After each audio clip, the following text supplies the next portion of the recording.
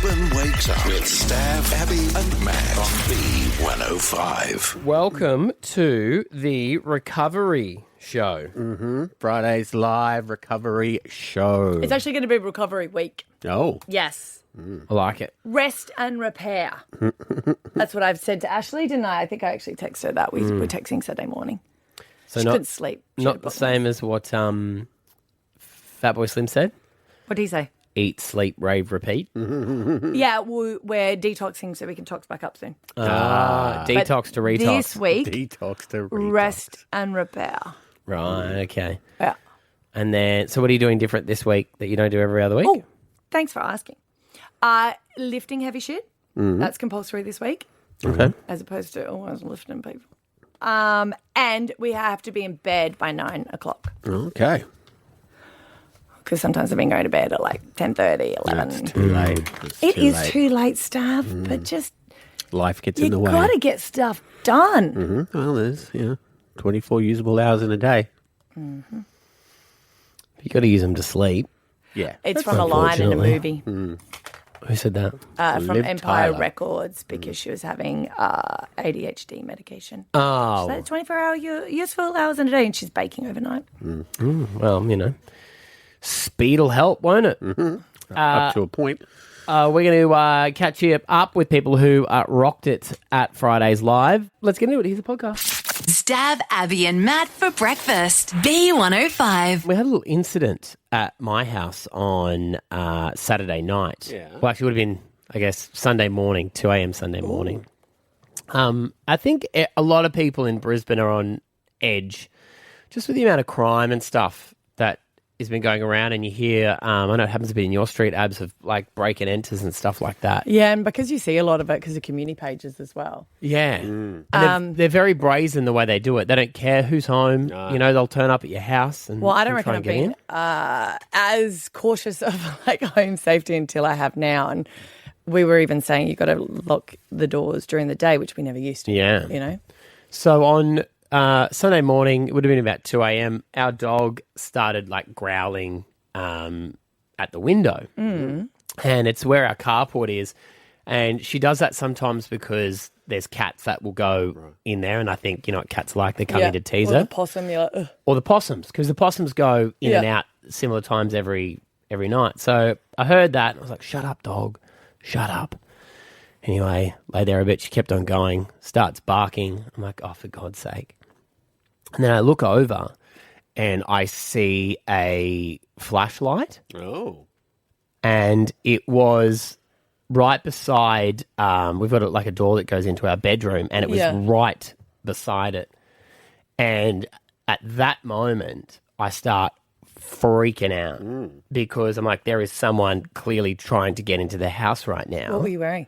Boardies? Like boxers? I'm sorry, I'm just trying to work out, like, what do you do first thing? I was in my underwear. Okay, sure. I'm just trying to work out what were you going to fight Because we do undie Saturdays. So What? What do you mean? We all sleep in our underwear. It's just a thing that me and Eden came up with, joking one night. And So now, you do pajamas no, just underwear. the other days and then underwear on Yeah, Saturday. Yeah, it's Wild. How cool. I think it happened one night when I was drunk, and What do you do Sunday?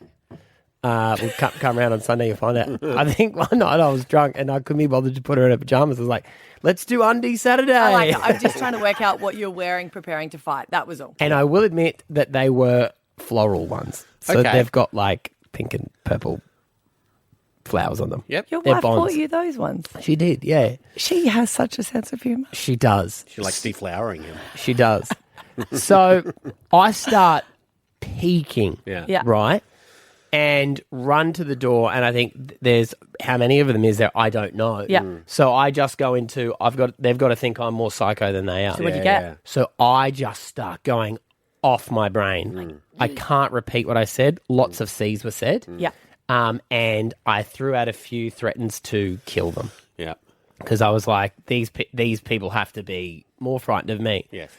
And I, at this point, didn't have any weapons. I started looking for the imaginary baseball bat, which I don't keep. But, I'm like, why don't I? Of course. I unlocked the door. Why? To get out. Yeah, I'm Gonna scare him off. chase them. Yeah. Okay. So It's just, we all yell at the horror movie when the person does that. I don't know why. I was like, I wanted to make sure that they went. Yeah. I wasn't going to sit in the house and think, are they still going to try and get in or not? Okay. So the kids wake up. They're like, what is going on? I am just going off my brain, yelling. Come racing out the door. I can hear them run off. Yep.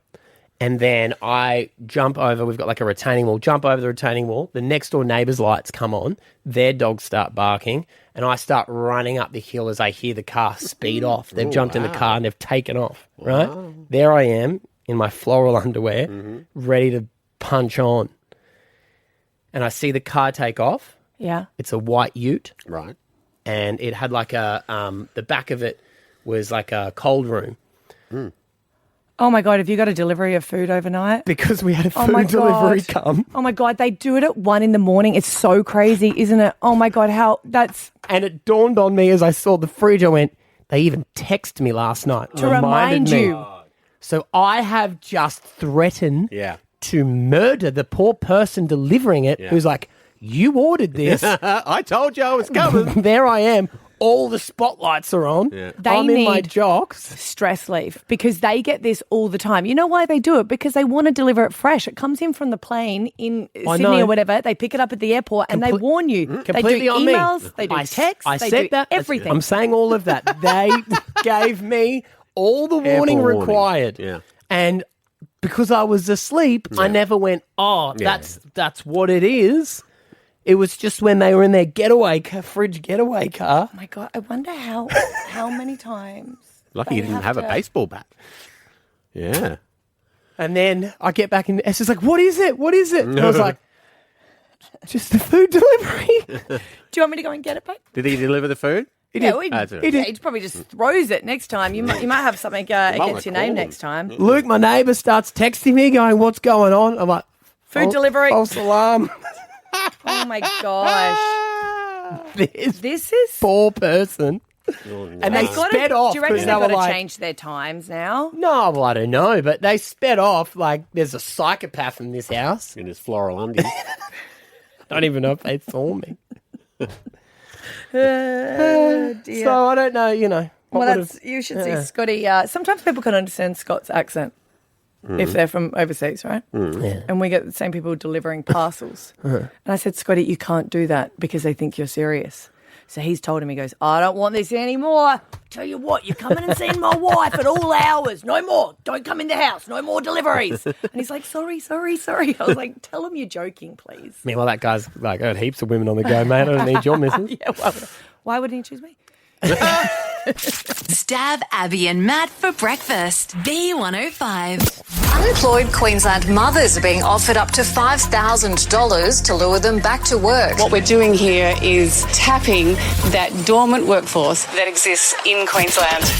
This was announced last week and you can still apply for it because it officially doesn't open until the 3rd of November. And it's a program that is a first. And it's going to be a rollout of $20 million program to encourage women who have been unemployed for 6 months to return to the workforce. And a lot of the focus is for people that have taken time out to raise a family and then felt completely and utterly disconnected from the workforce. And whatever the barrier is to be able to help with that, whether it is preparing resumes, whether it is extra training because they've been out of work for some time, maybe childcare or different programs. And I think it's really interesting because it's the first time that I've ever heard that recognition of returning back to work for women, especially after having a baby, because it's always like, you're that person, especially for your first one. Like, you're this person, right? You've done the job for so long.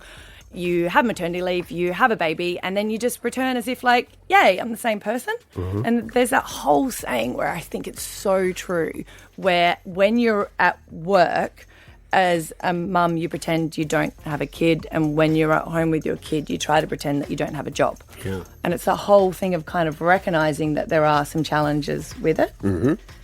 Because I never wanted to talk about like the separation anxiety because you didn't want to.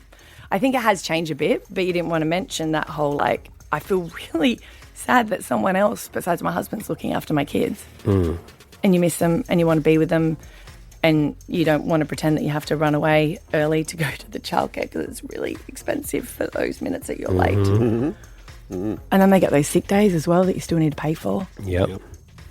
And the public holidays. And then so you can have the same thing at home, can't you? Where you're looking after your baby and you're sitting there going, I wish I could go back to work as well, you know? I think it's really nerve-wracking returning to work for the first time. And don't get me wrong, there is so much excitement because you're like, oh my God, are you serious? I get to have a shower and do my hair and have adult conversations? That's amazing. Then you have the conversations and you realise they're not adult conversations. I'll go back and talk to the kids. You feel like you got 2 feet in separate aspects. And I know that it does happen for men as well, but you were also not having your boobs leak at certain situations and having that reminder of like, oh my God, I'm not with my baby. And that was really hard. Oh, is this open to as well women? Because I know they would struggle who, say, stay home until all the kids go to school, so they find themselves 8 years out of the workforce. Because then that's a whole extra struggle. It is a first, so they're looking into it, and it's not just for women who I've taken 6 months and then do. It just is for, and I guess because it is a new program, it's got a bit more leeway, if you know what I mean, of who's going to apply for it. So, 100%.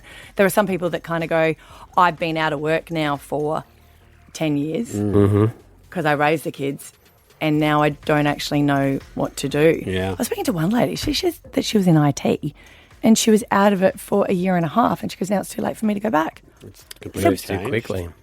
I was like, are you serious? Can't you just do like a bridging program?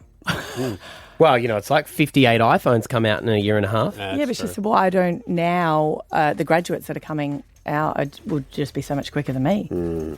Yeah. But I was like, what about experience? And she goes, doesn't always work that way. I wonder if that's confidence too in her. You know, she says that, but honestly, she would probably jump back into it, you know, if she went in. But she probably feels that because she's been out. She may have put that on herself a little. 100%. But then you always kind of go, you don't have that confidence, and that's what they're trying to do. So you can access up to $5,000 and it can help cover the cost of childcare if that's what you sort of need, but also job readiness and technology and even workwear as well. Yeah, right.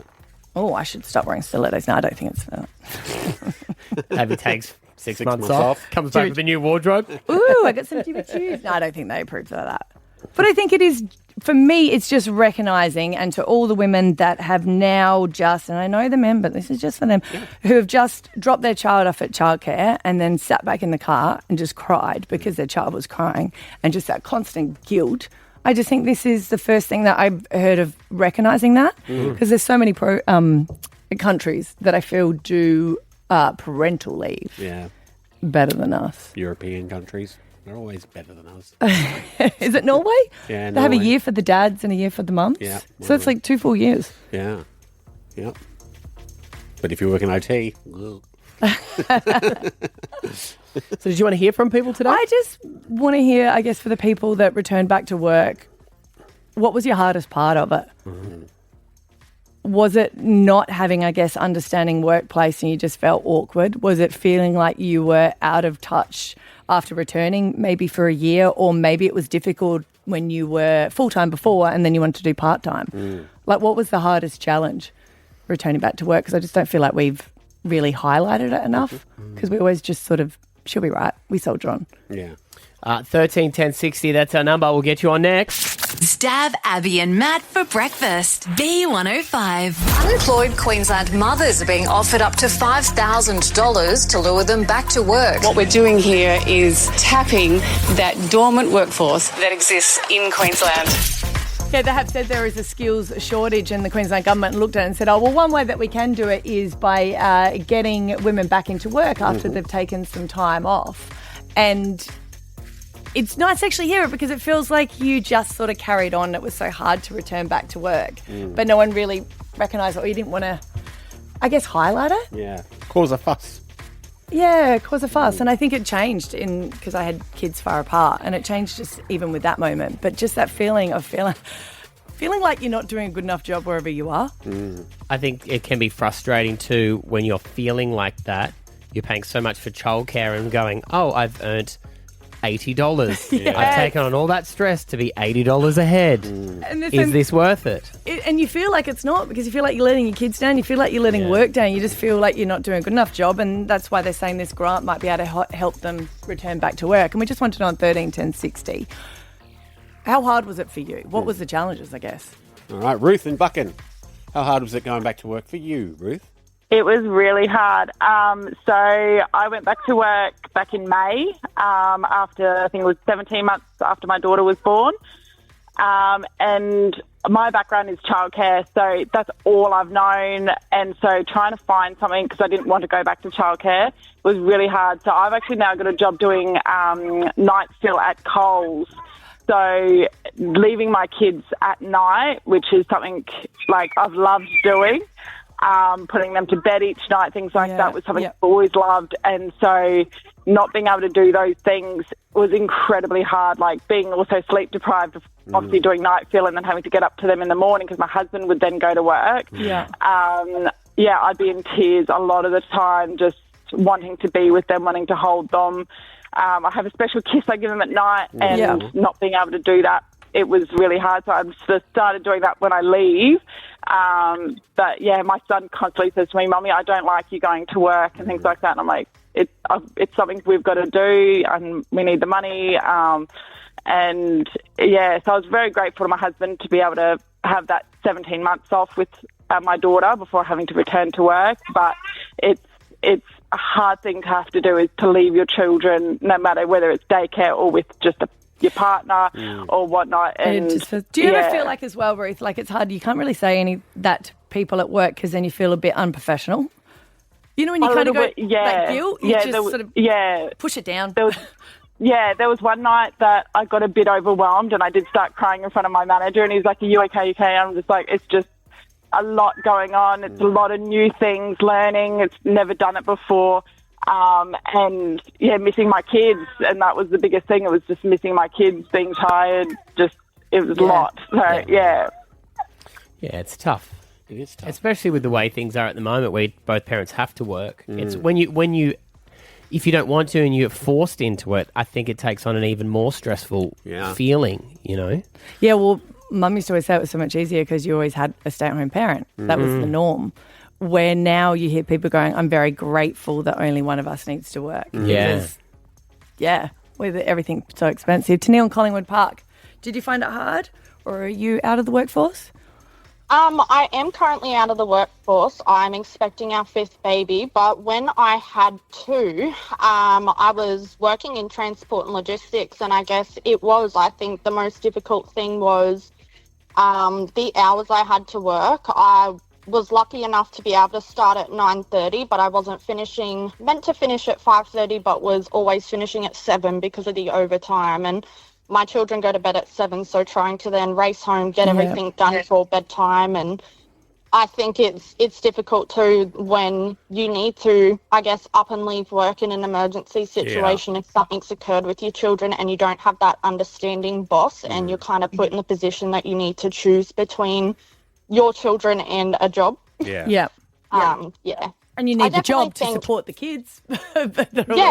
Exactly. Yeah. I think the biggest struggle that has stopped me from getting a job now with 5 children, they range from 9 through to 1, and obviously expecting now, is that trying to find a job within school hours is so far out of reach. And it makes it very difficult. Do you think sometimes too there's a bit of a... People say you may have a manager who've got their own kids. They get annoyed about it because they've got their own guilt. Where they think, I would love to be more involved. So when they see other people taking off, it's there is more a generational difference as well, because it was like, well, we always did that. We always put our job first. So there is that expectation. Yeah, of course. And I feel like we're doing that all the time. Where I know comparison. You know, and I guess I've had to get over that as well, because if I'm being honest, I had returned back after 2 weeks because we didn't have maternity leave back then. So we didn't have a choice. And you kind of go, it's changed since then. Hey, Josh. Hey, guys. How you going? Good. What's your opinion on this? Pretty much, like, I know in my circumstance, I think you guys have said it pretty much to a T so far, but in my circumstance, like, my partner was a single mum for about 3 years before I met her. And, you know, obviously she was unable to work. And then I got with her and, you know, we had another child. And then for her to go back in the workforce after, say, 6 years worth of not being at work was extremely hard. And, you know, a lot of the time they just don't give them the chances. And, you know, it's really sad to say, but generally the mothers are probably the harder working ones out of the pick, Yeah. because they're already doing a full-time job with children. Yeah, You they're know, hard so, workers. They know you how to balance it. Yeah. Yeah, they know how to balance it. You know, they can. Their time management is so much better in a lot of circumstances. So it was really hard for my partner to go out there and get another job, and it's quite sad, really, to be honest with you. Like the fact that they don't give them a chance. Yeah, because I guess No, from them, they're like, what have you been doing for the last 6 years? Yeah. And you go, I've been a stay-at-home mum. It's like, oh, okay. And on a resume, they don't value it as much. Yeah. Exactly right. They I've don't been value a it as much as home somebody. logistics officer. Exactly. Yeah. Good at managing difficult people. Yeah. Yes, And good on you. Thanks to everyone who called. Really appreciate it. Stav, Abby and Matt for breakfast. B105. You know what it's like, Matthew, when you're talking to a tradie and you have to bloke up a bit. Maybe not. Yeah, you. mate. Sounds right. Yep, sure. Right. Yeah. It's just a natural inbuilt thing that we do. Babe, hide my wigs. There's a real man here. Hide my figurines. And I've dug myself a hole, and I don't think I can get out of it. And it's with your mate, actually, Luke. He has brought this up with me. Oh God, no, has he? Oh It was no. good to see him. What did you do? Well, I mentioned to Matty that I was looking to get some aircon, and he goes, "Well, my mate Luke does aircon. Why don't you give him a bell?" And I was like, "Yeah, all right." And I did, but I got his answering machine, and we were playing a little bit of telephone. You left an ping-pong. answering. You left a message. Yeah, Oh, Stav. Did you write a script? I was ready to go. Okay, sure. it was You know good. he writes a script because he gets so nervous. Yeah. Yeah. I told you I wanted you to be around when I called. Hey, mate. Said no. You're a big boy. You did, you made me. You've got to learn to talk to strangers. Made me do it myself. And yeah, and then so we were playing a little bit of telephone ping-pong back and forth. And I eventually, I've got a thing on my phone where I don't get voicemails unless I turn my phone off and then turn it back on. Then they pop up. Don't know why. I've Googled it. There isn't a fix. Anyway, so it took me a while to get his message. And when I got his message, he was like, okay, bit of a weird voicemail message there, mate. But yeah, I can help you out with your air conditioning.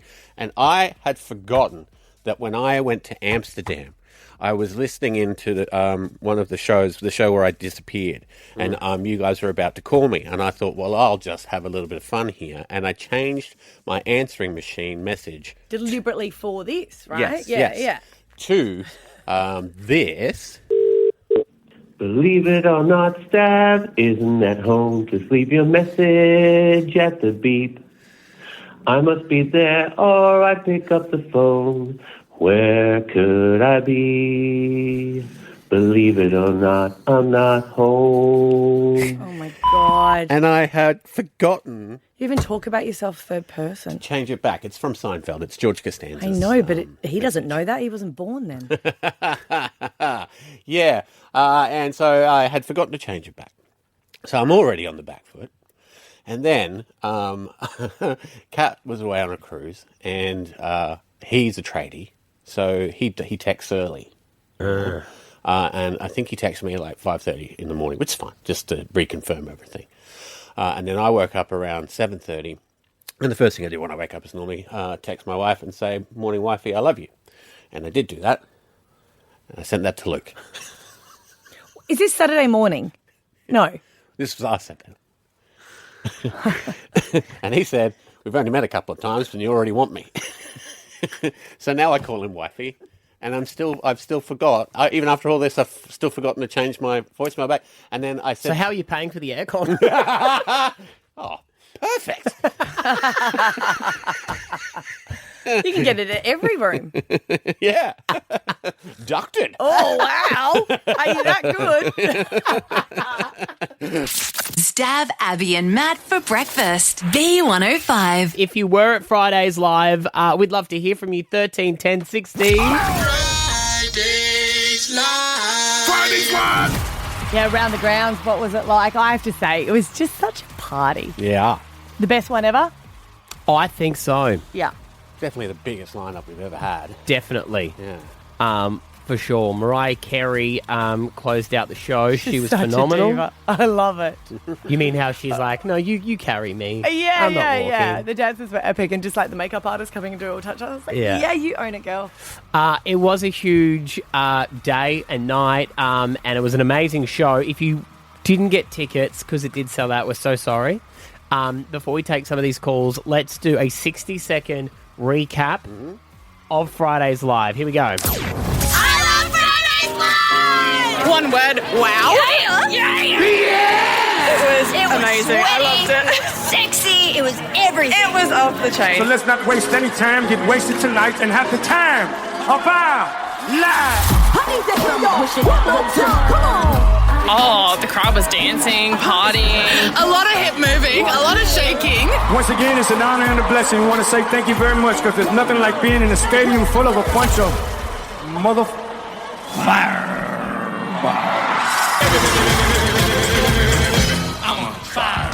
Fireball, time of our lives. Fireball.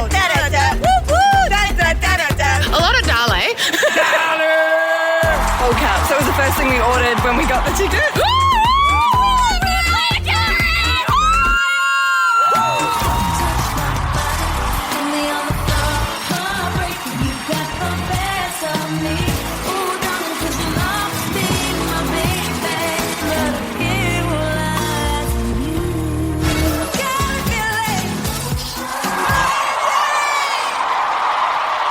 It was pretty wild. It was pretty good. I was speaking to some people on the way out, right? Yeah. And they were online booking flights.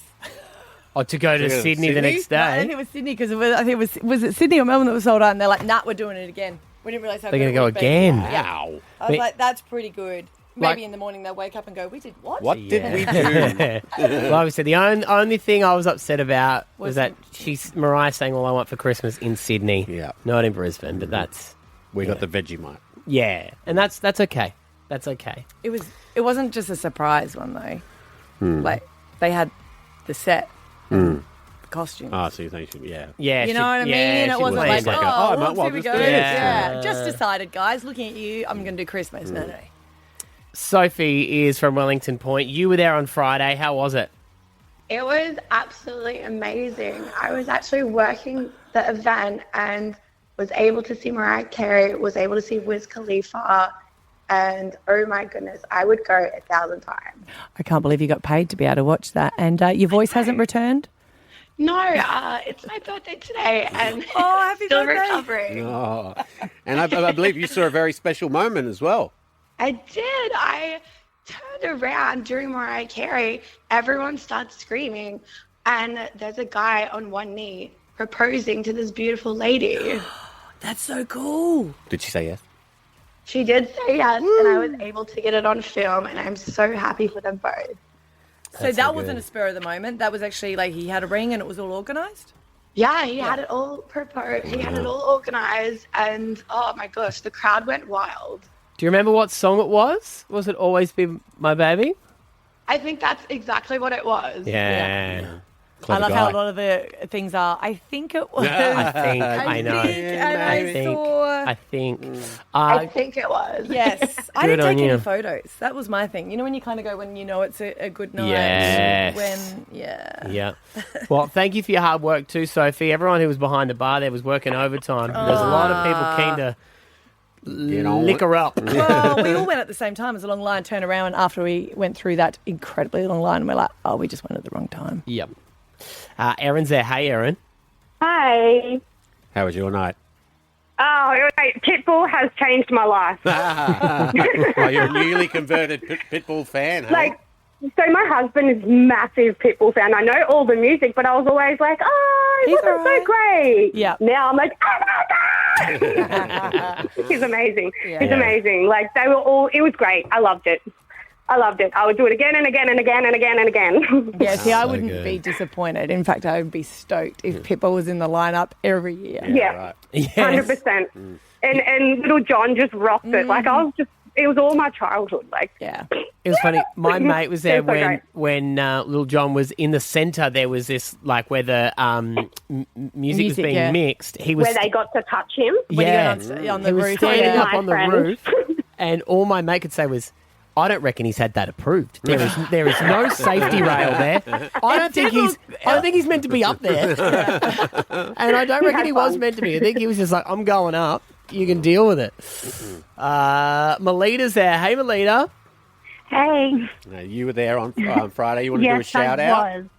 Yes, I do. I lost my phone in the crowd earlier on, and some beautiful girls found it and handed it into merch. So I would love to give them a shout out to try and find them, because I'd love to shout them a drink sometime. Because my life and my work and everything's on my phone, and I'm a solo parent to one child, so to have that disconnect from him was very traumatizing in the moment, but I'm just glad to have found it. Oh, that's so good. I have to say the crowd that everyone was very nice to each other. Yeah, they were, and they recognised me when I was trying, because we were quite up the front of the Platinum area, and I was trying to find my girlfriends that I was with, and trying to get back to the crowd from retrieving my phone was just, it was a mission. So I had all these people going, oh, we remember you, because I was quite upset. And they were like, oh, let us through, let us through. So, they were beautiful. So it was such a good vibe. Awesome. Such a good vibe, yeah. Well, so I'd like to shout out to my friends as well for helping and just being a wonderful support. Oh, good on you. Brooke, hey, Brooke. Hello, how are you? Good. How was your Fridayz Live? Mine was great. I couldn't get tickets from you guys, so I waited on a side street and saw all the artists come in and out. Oh. Which was pretty exciting. So when they were driving in, you could see them through the car window? You couldn't see them through the car window, but I made friends with the security, so when he opened up the gate, he'd let me video, so I could see who was going in and out. Wow, that's so cool. Good. Yeah. So I got to see Mariah go in. At first, the security guard tricked me. He's like, here she comes, she's coming now. So I got really excited. It was a white Avis van. I said, she's not going to be in that. He's like, we all know. We're like, she is. Nah, It you're was all dreaming. her backup dancers in their gold, there was a lady in a gold dress. Yeah. I saw her, but that was pretty exciting. Next minute, Mariah came out. Wow. And then at the end, I waited at the end to see what was going to happen, and she came out, and we all waved to her, but we couldn't see her. Right. But I got it all on video, so that was my highlight of seeing That's cool. all the artists for free. If the backup dancers were in the Avis bus, what car was Mariah in? She was in a black Mercedes. Checks out. Standard. Yeah. And we got to see all Pitbull's costumes being wheeled in, and all the dancers backstage warming up. It was actually a really cool spot. Yeah, there was a real lack of costume on some of Pitbull's dances, actually. I only saw their faces and warming up. I was like, oh, this is really cool. We get to see behind the scenes stuff. Yeah, we saw more than their I faces. got to speak to Mariah's manager briefly. I said hi. Wow. He was pretty cool. This American black guy. He was pretty cool. Right. What did you talk to him about? I just said, say hi. He just nodded, and he had a smoke. He was just smoking away. He didn't really care.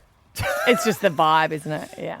It was just good, yeah. I went to Boys to Men and Jason Derulo, but couldn't get to this one. Yeah, right. Well, I feel like that's almost, and you can hear the artists from where you were standing. I mean, a bit more muffled, but yeah, we're just in the park. I'm not going to say where it was because next year I'm going to do it for free again. Good on you, Brooke. Thanks for calling. Thanks. Bye. Bye. Alpha Bucks tomorrow. It'll be Tuesday, the 21st of October. Your answers to make it easy to win $10,000. 6 a.m. it's A. Your answers are Aioli, Ambulance, and Aqua. 7 a.m. it's H. Some of your answers are Hive, Hiroshima, and Home and Away. And at 8 a.m. it's C. And some of your answers are C3PO, Caterpillar, and Compass. Righto. See you tomorrow, guys. Bye.